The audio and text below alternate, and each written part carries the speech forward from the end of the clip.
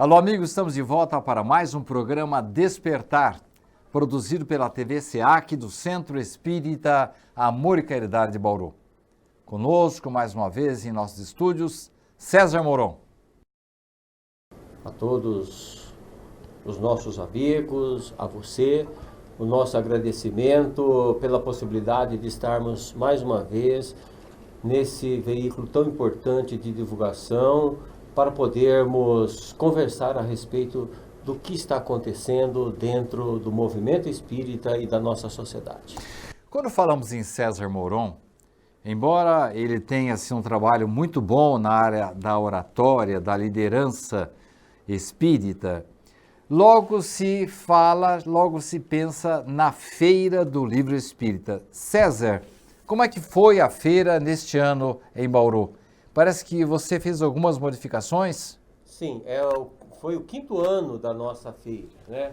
Então já temos bastante experiências das anteriores, só que cada feira ela traz uma novidade diferente. Eu notei, César, que nos anos anteriores nós tínhamos palestras todos os dias. Neste ano foi diferente. Foi diferente. Em virtude da própria logística do shopping, este ano nós fizemos a conversa com os autores, os autógrafos, sem o público. Então nós trabalhamos com uma quantidade menor de pessoas, mas um contato maior com o escritor, o que fez uma grande diferença no sentido de despertar o interesse das pessoas de como que o escritor fazia aquela obra, como é que ele interagia com os personagens. E geralmente quando tinha palestra, acabou a palestra, está na hora de ir embora, não dá tempo, e como só ficou um espaço para aquela conversa mais próxima, então deu frutos maiores. Teve dia que a gente precisou dar uma baixada na porta, chegou a hora, né? Precisamos deixar um pouquinho para amanhã. Me diga uma coisa, eu me surpreendo cada ano, cada edição da Feira do Livro Espírita, pela boa vontade com que você é recebido lá no Boulevard Shopping. E fazemos questão de citar o nome dessa instituição, que tem dado um grande apoio para a Feira do Livro Espírita. Será que eu estou errado ao dizer que a Feira do Livro Espírita leva muitas pessoas para o shopping? Sim, existe uma visão da equipe toda do Boulevard no sentido de agregar valores da comunidade. Então não é só o espírita, existem outros segmentos que eles também acolhem lá.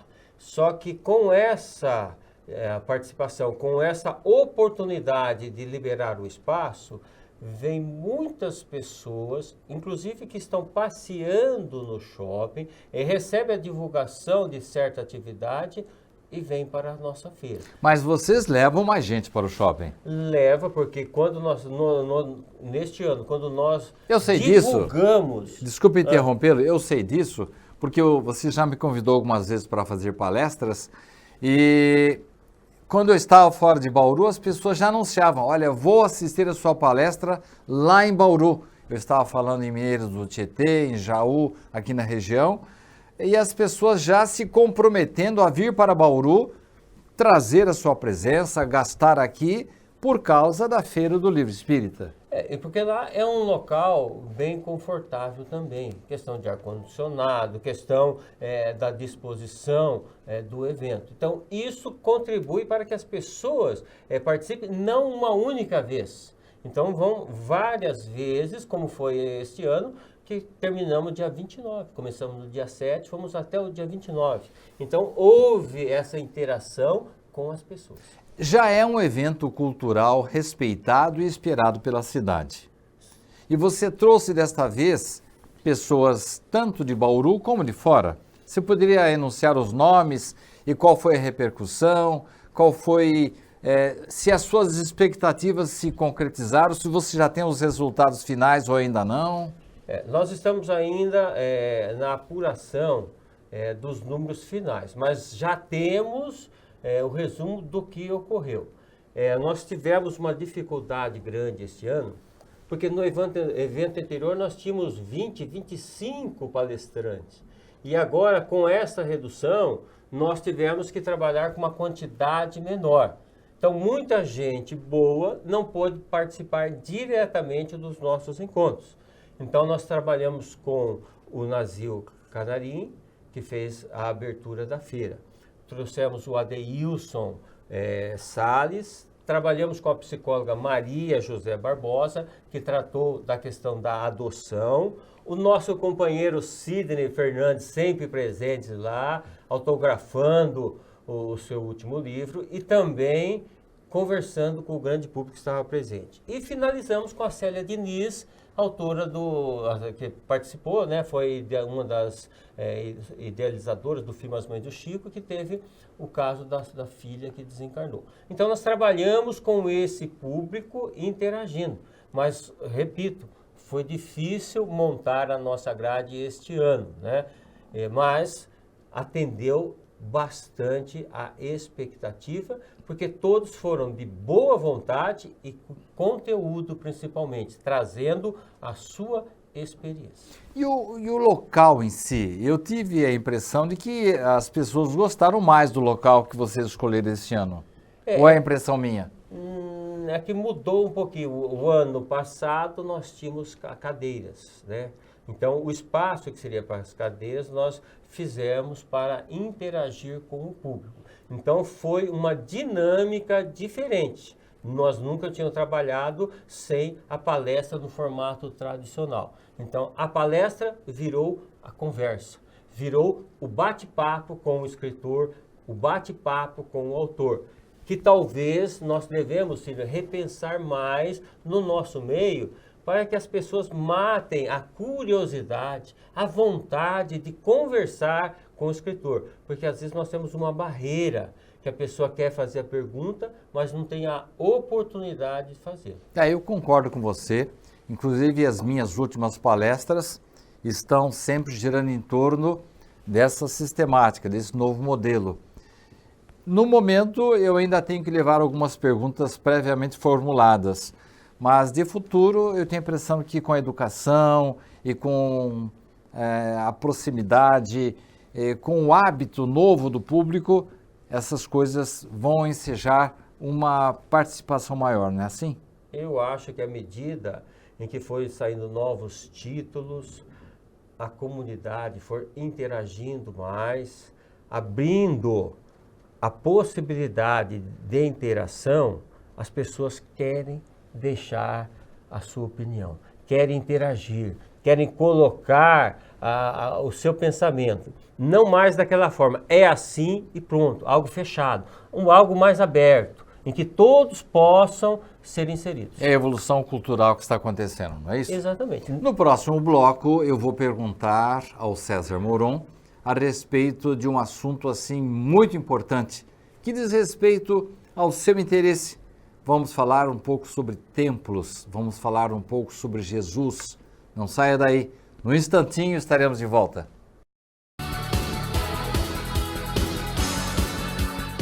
Sob a Luz que Liberta, mais um romance de Sidney Fernandes.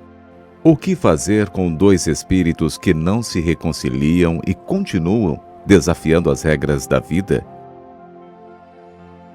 Que destino podem ter essas criaturas que insistem em medir forças com o Criador? Existem espíritos que são abandonados e esquecidos pela bondade de Deus? Assim é que, gerando novas causas com o bem praticado hoje, podemos interferir nas causas do mal praticado ontem, neutralizando-as e reconquistando, com isso, o nosso equilíbrio. André Luiz. Sob a Luz que Liberta, uma história de reconciliação, traz a epopeia de dois espíritos que se degladiam por séculos e até um ponto em que a espiritualidade diz basta, chega, e eles são convidados, eles são conduzidos para esta reflexão, essa introspecção, para que eles possam, quem sabe, se reconciliar.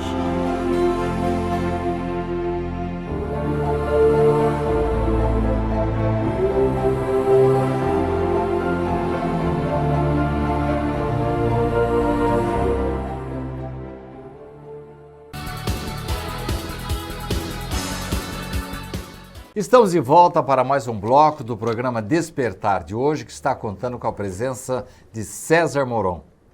César, um assunto que incomoda a todos nós e que é preciso ser tratado. As pessoas normalmente vinculam a sua ida para o céu, depois desta vida, à presença a um templo, seja ele espírita, evangélico, católico, budista, enfim. Parece que nós temos uma obrigação para cumprir com Deus em determinado local. Quando Jesus teve a conversa com a samaritana, a mulher samaritana, ele pediu a ela que lhe fornecesse água. Mas que água era essa? Era a água daquele poço que eles estavam naquele momento ali, César?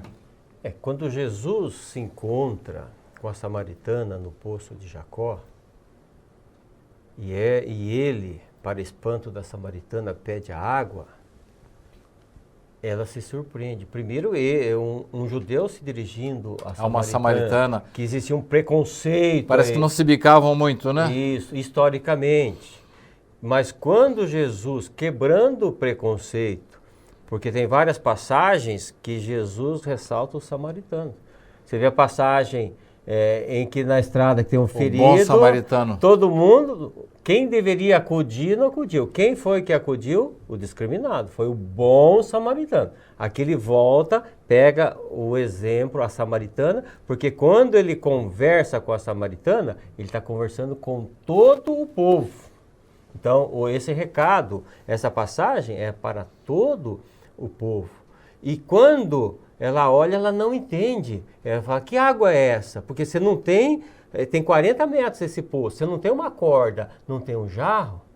Aí quando ele fala, da água que eu lhe der, você não terá mais sede. Esta água, quando você beber, você terá novamente sede. Vamos tentar explicar, porque é um assunto meio complicado. Sim.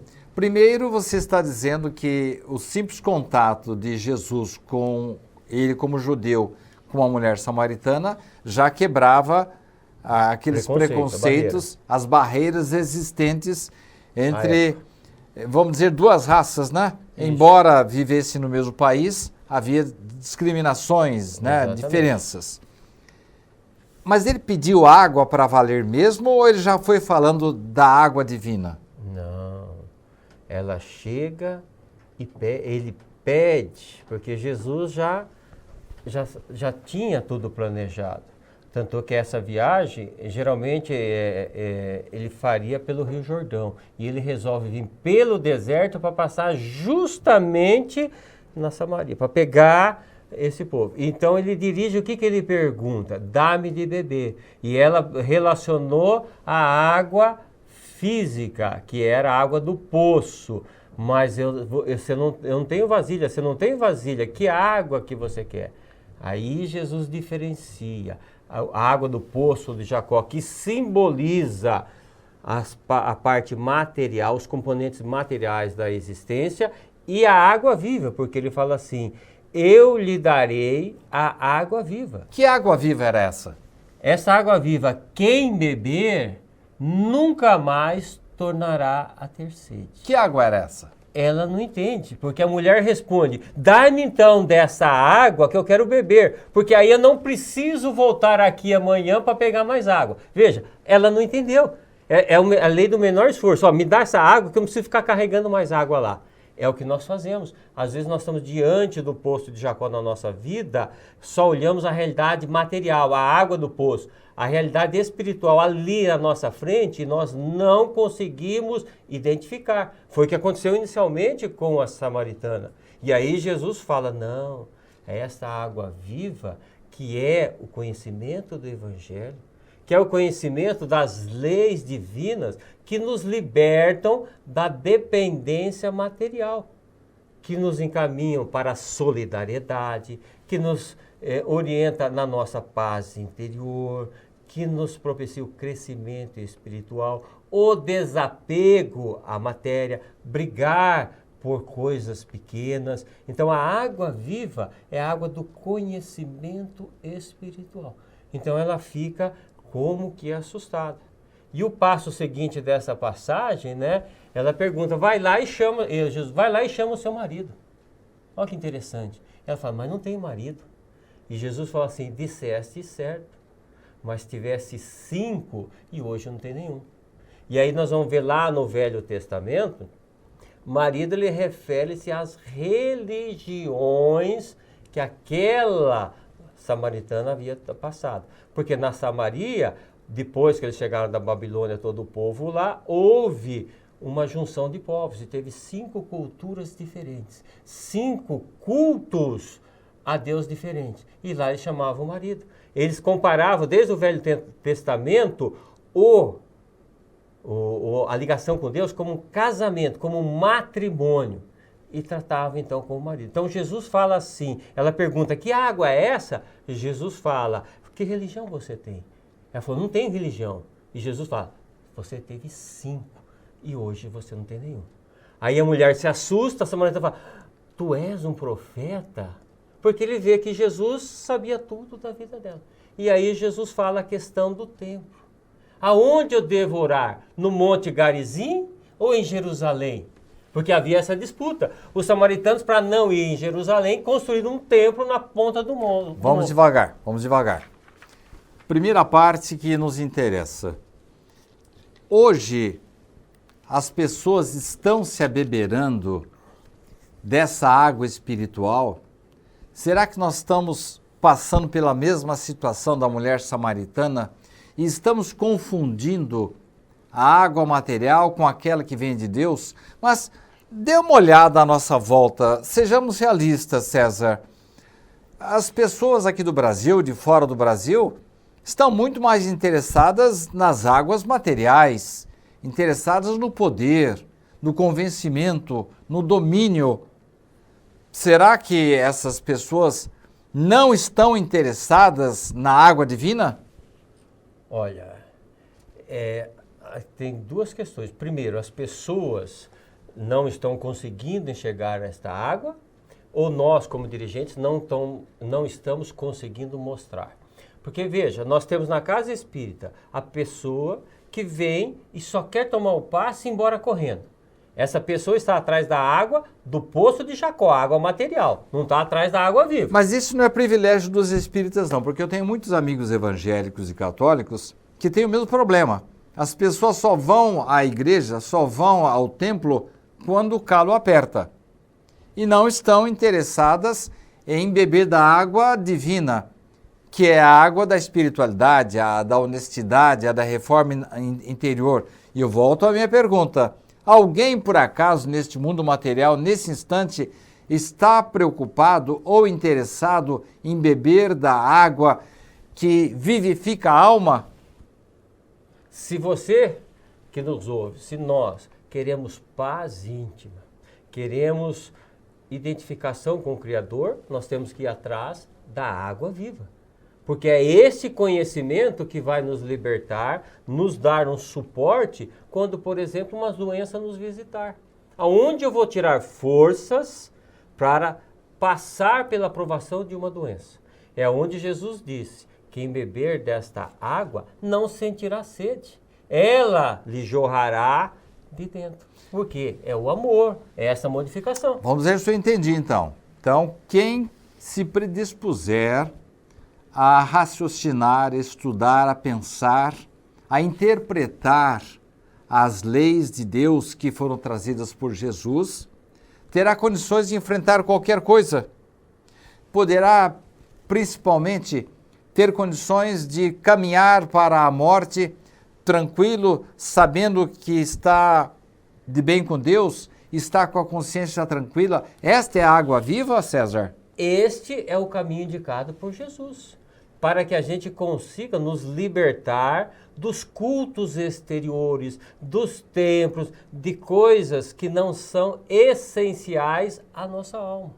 Então Jesus mostra, olha, para a gente conseguir esta tranquilidade, conseguir encarar a morte cara a cara, no sentido de compreender a imortalidade da alma que nós continuamos, nós temos que beber a água viva.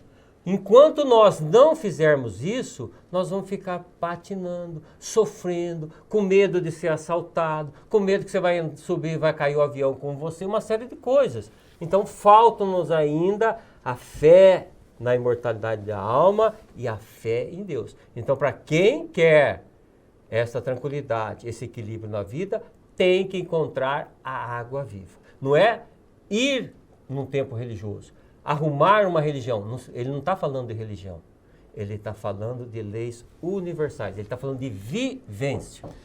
Você está nos trazendo um outro assunto muito importante, vamos falar já já dos templos, e no próximo bloco, o último de hoje, eu vou perguntar a ele realmente se esta água viva de Jesus, se ela realmente nos traz essa tranquilidade, essa serenidade, essa energia, esta força, essa coragem para enfrentar qualquer problema. César vai nos responder. Não saia daí. Voltamos já já para o nosso último bloco.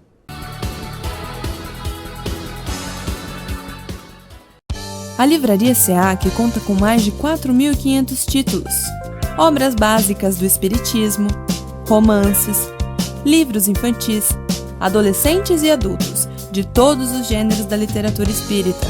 E mais, a Livraria SEAC oferece o Clube do Livro, onde o sócio paga uma pequena mensalidade e retira uma obra diferente a cada mês. Aqui você também encontra agendas, DVDs, CDs de músicas instrumentais, CDs de palestras, audiolivros e livros de bolso com mensagens diárias. Para as crianças, a Livraria SEAC tem um cantinho especial, com cadeiras e mesinhas, para que os pequenos possam desfrutar de uma boa leitura com conforto. Outro espaço especial da livraria são as prateleiras reservadas à obra completa de Richard Simonetti, consagrado autor espírita. Todo o lucro arrecadado pela livraria é revertido para as obras do SEAC. Venha nos visitar e conheça ótimas opções para sua leitura e para presentear quem você ama. Livraria SEAC.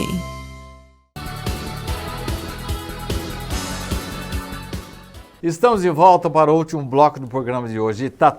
Todos aqui do estúdio estamos querendo beber da água viva que o César nos trouxe. César, como é que eu faço para ter tranquilidade, para eu vencer os meus problemas profissionais, os meus problemas familiares, os meus vícios? Onde é que está essa água a que você se referiu, César? Nós podemos buscá-la na Igreja Católica, no Centro Espírita, no Templo Evangélico? Nós vamos conseguir essa água nesses lugares determinados? Todos nós temos sede, e essa sede parte de cada um. Então não é o rótulo religioso, segmento religioso A, B ou C. O que nós temos que procurar sempre entender é que tem que ter um esforço nosso, do interno, do nosso interior para o nosso exterior. A frequência ao templo ajuda, porque as pessoas, por espírito de emulação, um ajeita o outro e ela se torna assim mais frequente. Mas, eventualmente, alguém que não frequente uma igreja com frequência, não frequente regularmente uma igreja, mesmo assim ela pode estar bem com Deus? Pode, porque na realidade nós temos que fazer o bem e começar a fazer o bem inicialmente a nós. Fazer o bem no sentido, eu vou ler, eu vou estudar, você está fazendo um bem para você.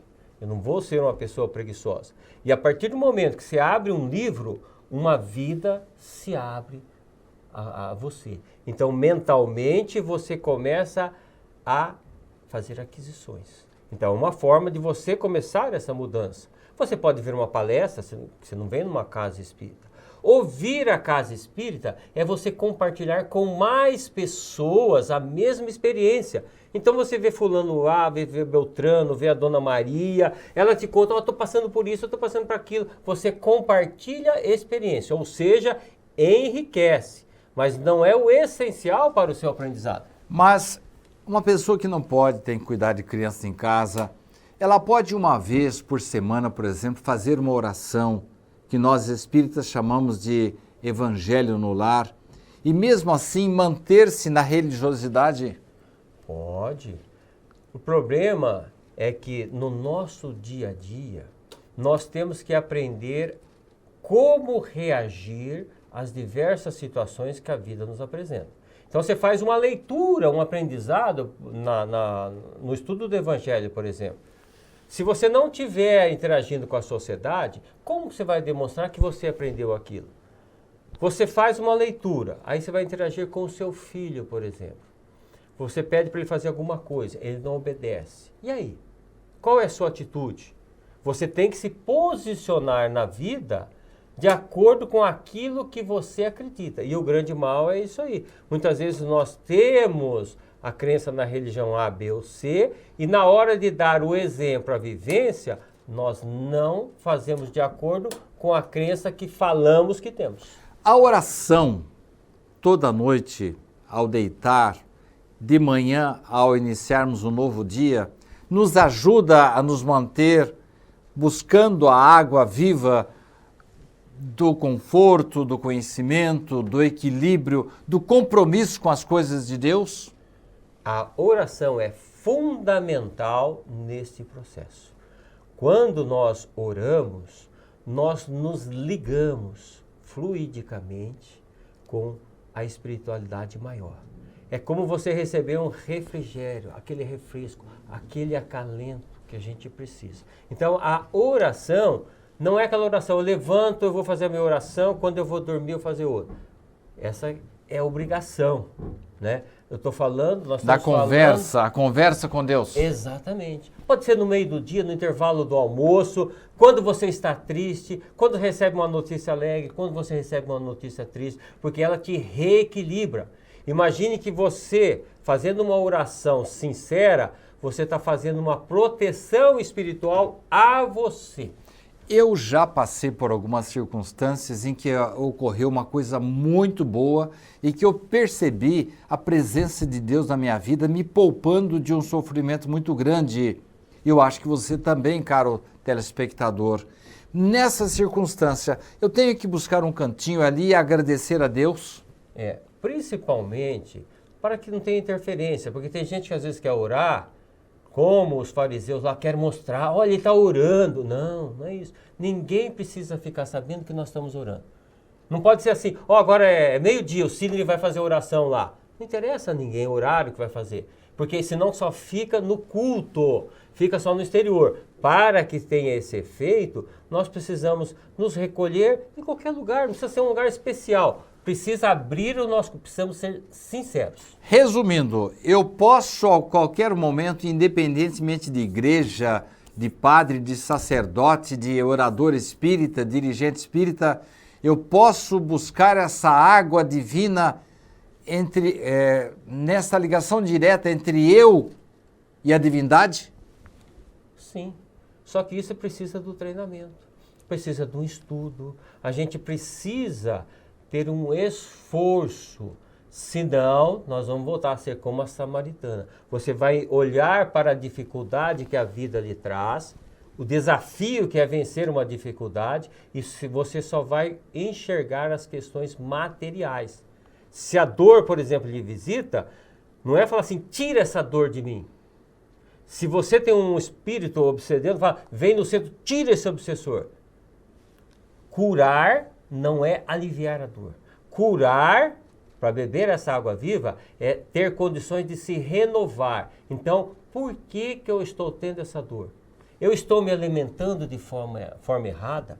Eu estou ficando muito nervoso, por isso estou desenvolvendo a minha úlcera? Não adianta vir curar a úlcera no centro espírita se eu continuar nervosinho. Então, a finalidade é modificar, beber a água viva, de encontrar por que eu estou doente. Uma renovação interior. Interior. Senão eu não consigo beber da água viva. Olha aí a dica, caro telespectador. César, agradeço muito a sua presença, nosso tempo está esgotado, mas se você tiver a sua mensagem final, estamos com 1 minuto ainda para as suas despedidas e alguma informação a mais. Eu que agradeço a atenção de todos, a bondade de vocês, e só gostaria de salientar o sucesso que foi na Feira do Livro Espírita, do lançamento da Rádio do Chico, que é a rádio web da Associação Chico Xavier. Então, aqueles que ainda não conhecem podem acessá-la pelo endereço www.radiodochico.com.br. Faça-nos uma visitinha e você vai ter algumas surpresas. Muito obrigado, Cid. Muito obrigado a você também pela sua companhia, pela sua presença e até a próxima semana.